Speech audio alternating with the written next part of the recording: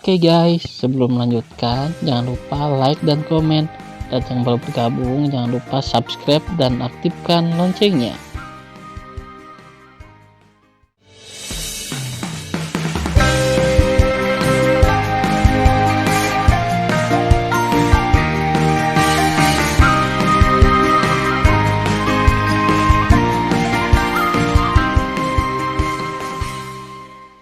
Episode 409.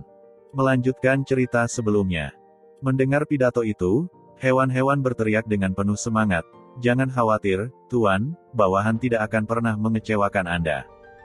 Oke, Tan Yun tersenyum puas. 10 tahun kemudian, ketika Anda meninggalkan latihan, saya akan mempersiapkan keterampilan yang cocok untuk 8 ras Anda. Selama periode ini, Anda hanya perlu berlatih dalam pengasingan dan berlari. Jika Anda ingin selamat dari perampokan, Anda dapat terbang keluar dari gulungan dan menemukan tempat di mana tidak ada seorang pun. Setelah Anda berhasil dalam perampokan, Anda bisa datang kembali berlatih, oke? Bawahan mengerti. Monster merangkak di tanah dan suara mereka memekakkan telinga. Cincin surga dan bumi Tan Yun berkedip, dan 3,6 miliar batu roh berkualitas tinggi, seperti galaksi yang mengalir keluar dari cincin langit dan bumi, bergegas ke langit dan mengebor ke dalam gulungan monster ruang waktu. Tan Yun berbalik dan melangkah ke aula, mengeluarkan menara suci terbaik yang indah dari botol batu giok di atas meja, dan membiarkan kera iblis memasuki lantai 5 untuk berkultivasi. Kemudian, Tan Yun sendiri memasuki menara suci lantai 6 dan mulai berlatih di pengasingan. Kultivasi sehari di lantai 5 setara dengan kultivasi 3,5 bulan di dunia luar. Lantai 6 tempat Tan Yun berada setara dengan 4 bulan kultivasi di dunia luar. Pada saat yang sama, dojo layanan berjasa. Sen Subing mengatur agar para penatua, diaken, dan murid memasuki gulungan ruang waktu untuk kultivasi. Ketika dia siap untuk masuk, seorang murid penegak hukum inti memimpin Tang Xinying untuk terbang di depan Sen Subing. "Kepala Sen, tetua Tang datang kepadamu, dan murid itu membawanya kepadamu." "Baiklah, terima kasih." Sen Subing berbisik, "Kamu mundur." Murid itu kemudian menjaga gerbang gunung. Murid penegak hukum terbang di udara. Sen Subing melangkah maju, dengan gembira meraih tangan giok Tang Xinying, tersenyum dan berkata, "Kakak Tang, mengapa kamu ada di sini?" Mata indah Tang Xinying mengandung rasa keengganan yang kuat. "Aku di sini untuk mengucapkan selamat tinggal padamu dan saudari Xiao." "Pamitan." Sen Subing mengerutkan kening. "Saudari Tang, kamu baik-baik saja. Mengapa kamu ingin mengucapkan selamat tinggal?"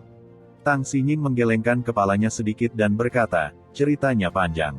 Aku tidak bisa memberitahumu untuk sementara waktu." Sen Subing dapat melihat bahwa Tang Xinying memiliki kesulitan untuk bersembunyi, jadi dia tidak banyak bertanya, tetapi dengan enggan bertanya, "Kakak, bagaimana aku bisa menemukanmu ketika aku merindukanmu di masa depan?" "Maafkan aku, adik," Tang Xinying berkata dengan nada meminta maaf, "identitas saudara perempuan sedikit istimewa. Di masa depan, saudara perempuan kita akan bertemu." Tang Xinying tidak ingin memberitahu Sen Subing identitasnya sebagai putri dinasti Tang Zunseng karena dia takut Sen Subing akan berbalik melawannya setelah dia mengetahui bahwa dia adalah mata-mata. Sen Subing mengangguk, lalu meminta Tang Xinying untuk menunggu. Dia terbang ke gulungan ruang waktu dan memanggil Zhong Wuxiao. "Kakak, kenapa kamu di sini?" Zhong Wuxiao dengan senang hati datang ke Tang Xinying. Dapat dikatakan bahwa selain Tan Yun, Tang Xinying adalah orang terdekatnya. Zhong Wuxiao tahu bahwa jika dia tidak diselamatkan oleh Tang Xinying ketika dia berusia 5 tahun, dia akan mati kelaparan dan kedinginan setelah ayah angkat dan ibu angkatnya meninggal. Dalam hati Zhong Wuxiao, Tang Xinying bukan hanya saudara perempuannya, tetapi juga dermawan penyelamat hidupnya. Tanpa dia, tidak akan ada diri hari ini. "Xiao, kakak mengucapkan selamat tinggal padamu hari ini." Sebelum suara Tang Xinying jatuh, tubuh lembut Zhong Wuxiao bergetar, dan air matanya mengaburkan pandangannya.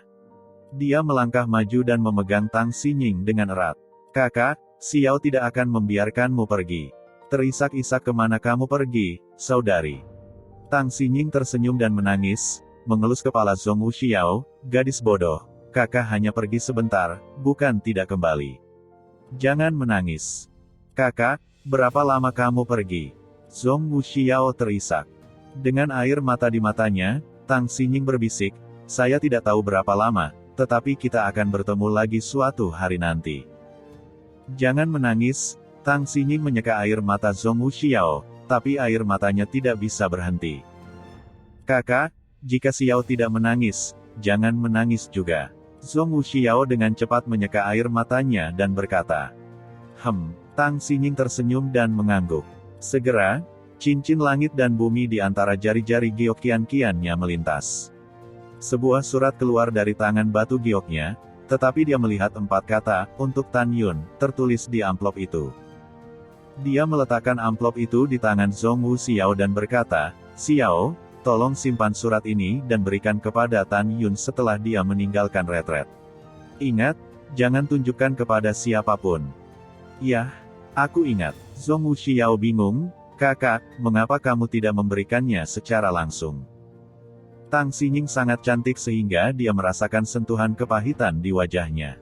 Hatinya menghela nafas, saya tidak ingin memberikannya kepadanya secara pribadi. Tetapi ketika saya memberikan kepadanya, dia akan tahu bahwa saya adalah mata-mata.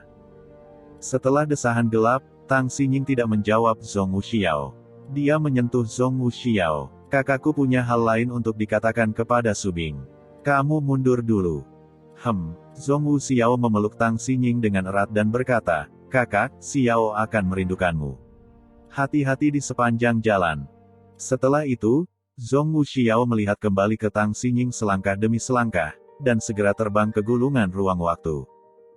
Faktanya, Tang Xinying tidak mengetahuinya lebih dari 10 tahun yang lalu, dan Tai Xuanzong memberitahu Tan Yun bahwa dia adalah mata-mata. Dan Tan Yun memberitahu Zhong Wuxiao. Dalam hati Zhong Wuxiao, dia tidak ingin berpikir bahwa Tang Xinying adalah mata-mata.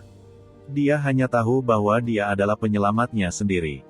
Saudara perempuan terdekatnya. Pada saat ini, Shen Subing memikirkan amplop yang baru saja diberikan Tang Xinying kepada Zhong Wuxiao. Dia ingat bahwa Tang Xinying telah berada di Gunung Peri yang berjasa selama lebih dari 10 tahun dan mengatakan kepadanya bahwa dia telah mencintai seseorang. Memikirkan dirinya sendiri, Shen Subing menggigit bibirnya dengan keras. Kakak Tang, kamu bilang kamu sudah menyukai seseorang. Apakah dia Patriark Tan Yun? Setelah lama terdiam, Tang Xinying menganggukkan kepalanya dan mengakuinya. Mendengar pidato itu, Shen Subing memikirkannya. Saudara perempuannya yang baik dan jatuh cinta dengan suaminya, dia tenang di wajahnya, tetapi sebenarnya dia bingung. Subing, kakak akan pergi. Tang Xinying berkata dengan penuh terima kasih, di mana tuanmu? Saya ingin mengucapkan selamat tinggal padanya secara langsung. Ketika saya menjadi kepala pil pintu abadi, jika tuanmu tidak membantu saya akan mati. Tang Xinying tahu bahwa masih jauh untuk kembali ke dinasti Tang Xunseng. Dia tidak tahu kapan dia akan kembali, atau dia akan membayar apa yang telah dia lakukan, dan dia tidak akan pernah kembali ke Huang Fu Sengsong. Karena itu, dia ingin mengucapkan selamat tinggal kepada dermawan yang menyelamatkan hidupnya. Saudari Tang, tuanku, dia sedang retret, kata Shen Subing. Dia ragu untuk memberitahu Tang Xinying bahwa Tan Yun adalah tuannya. Tiba-tiba, dia melihat wajah Tang Xinying penuh dengan kesepian. Dia memperlakukanku seperti saudara perempuan. Aku seharusnya tidak menyembunyikannya darinya. Shen Subing melambaikan tangan batu gioknya dan mengatur penghalang insulasi suara. Saudari Tang, saya dapat memberitahu Anda siapa guru saya, tetapi Anda harus merahasiakannya. Baiklah, Tang Xinying tersenyum, karena saya tidak bisa melihat dermawan saya, itu juga hal yang menyenangkan bagi saya untuk mengetahui nama dermawan saya. Namun, kata-kata Shen Subing selanjutnya membuat Tang Xinying mati rasa. Shen Subing berkata dengan jujur, Kakak Tang, sebenarnya, guruku bukan orang lain, tetapi Patriark Tan Yun. Subing, apa yang kamu bicarakan? Tang Xinying berkata dengan kaget, gurumu adalah Tan Yun. Iya, Shen Subing menjelaskan, ketika Tan Yun adalah murid gerbang dalam divisi pil, dia menyembunyikan identitasnya dan menerimaku sebagai murid. Ketika dia menyelamatkanmu, aku tidak tahu bahwa guruku adalah Tan Yun. Aku baru saja menemukannya secara tidak sengaja. Sen Subing berkata, dan buru-buru berkata, Saudari Tang, Tan Yun tidak tahu sampai sekarang. Saya sudah tahu bahwa guru saya adalah dia, jadi hari ini Anda jangan beritahu siapapun. Tang Xinying mengangguk berat dan berkata dengan penuh semangat, "Yah, aku tahu." Ambil napas dalam-dalam. Tang Xinying menstabilkan pikirannya. Setelah mengucapkan selamat tinggal pada Sen Subing, roknya berkibar dan terbang di atas aula pelayanan jasa. Angin sepoi-sepoi bertiup dan meniup air terjunnya seperti sutra hijau. Tiba-tiba, dia melihat ke belakang dan melihat ke arah lembah peri Tan Yun nomor 1, dan hatinya berkata dengan tegas. Tan Yun, kekasih putri ini, penyelamat putri ini, tahukah kamu bahwa ayahku telah memutuskan untuk menyerang Huangfu Shengsong dalam 10 tahun? Tapi kamu dapat yakin bahwa untukmu, tidak peduli berapa banyak aku membayar, aku akan menghentikan ayahku. Segera, dia berkata dengan sedih, jika saya tidak bisa menghentikannya, dengan kekejaman ayah saya, bahkan jika saya putrinya, saya takut. Saya takut. Sebelum suaranya jatuh, Tang Xinying berubah menjadi seberkas cahaya dan menghilang di hadapan Sen Subing. Sen Subing berpikir bahwa Tang Xinying menyukai kata-kata Tan Yun. Dia tampak khawatir dan melompat ke gulungan ruang waktu yang tergantung di atas aula berjasa. 2 bulan kemudian, Istana Peri Abadi. Aula Abadi Zuge adalah istana Zugeyu. Zugeyu, duduk di kursi batu giok, memandang pria berbaju hitam yang memasuki aula dan mengerutkan kening. Bukankah Tuan Istana memintamu untuk membawa HR kembali dari Huangfu Shengsong? Mengapa kamu kembali sendirian? Pria berbaju hitam melangkah maju, memegang slip batu giok di kedua tangannya, membungkuk dan berkata, laporkan kepada kepala istana. Tuan Istana yang lama mengatakan bahwa Anda mengerti setelah membaca batu giok itu. Tuan Istana yang lama tidak memberitahu bawahannya hal lain. Yah, pemimpin istana mengerti. Kamu bisa mundur. Zugeyu melambaikan tangannya dan meminta pria berbaju hitam itu turun. Dia melepaskan kesadaran spiritualnya dan memasuki batu giok. Segera, baris kata-kata suami yang mengandung kemarahan dan kesedihan tercermin di lubuk hati Zugeyu. Tapi lihat slip batu giok yang mengatakan, Nyonya, ketika cicit kita menantang Tan Yun, dia dibunuh oleh Tan Yun. Sekarang Dantai Xuanzong turun tahta, dan Tan Yun telah menjadi pemimpin Huangfu Shengsong dengan kekuatan tingkat 6 alam jiwa. Tan Yun ini memiliki bakat unik. Dia tidak hanya menantang kekuatannya melawan langit, tetapi juga adalah seorang master suci alkimia, master suci artefak, master suci rune dan master suci formasi. Kebencian membunuh cicitku tidak ada bandingannya, dan Tan Yun tidak bisa tumbuh lagi. Nyonya, jangan menunggu Yukin dan Ruyanchen menikah dan menyerang Huangfu Shengsong, jika tidak, lebih dari 40 tahun kemudian, saya tidak tahu seberapa jauh Tan Yun akan tumbuh. Saya sarankan Anda, Nyonya, bernegosiasi dengan Ruyan Wuji dan Guru Suci Nangong sesegera mungkin dan bersiaplah untuk menyerang Huangfu Shengsong kapan saja. Begitu perang saudara Huangfu Shengsong pecah, saya akan memberitahu Anda pada saat pertama. Pada saat itu, kami akan bekerja sama di dalam dan di luar untuk memusnahkan abu terbang Huangfu Shengsong. Nyonya, saya tahu Anda sangat mencintai HR, tetapi orang tidak bisa kembali dari kematian.